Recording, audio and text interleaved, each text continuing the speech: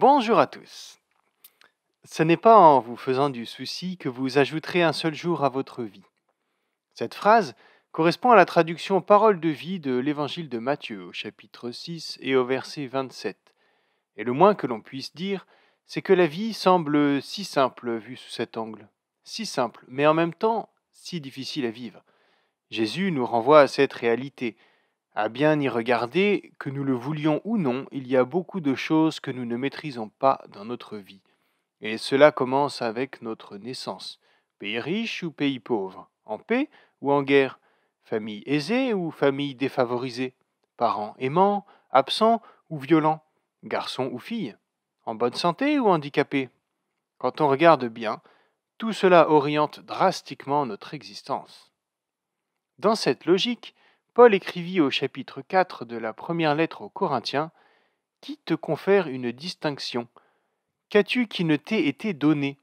Et puisqu'on t'a tout donné, pourquoi t'en vanter comme si tu ne l'avais pas reçu? Mais ne nous y trompons pas. Ne pas s'inquiéter ne veut pas dire ne pas réagir. Faire preuve de courage ne rime pas avec le fait de ne pas avoir peur. Être courageux, c'est oser affronter ses peurs. Ne pas avoir peur, cela s'appelle de l'inconscience. C'est très différent. La peur est une émotion primaire qui nous permet de prendre conscience d'un danger et qui nous pousse à agir.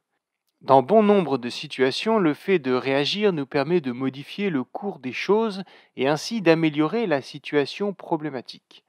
Mais parfois, l'action est inutile, voire négative. Par cette parole, Jésus ne nous incite pas à l'inaction, il nous incite à la sérénité. Car si la peur est une émotion initialement positive, la panique, elle, est destructrice. Elle détruit notre capacité à agir intelligemment, voire à agir tout court. Alors, à quoi bon s'inquiéter des situations que nous ne maîtrisons pas?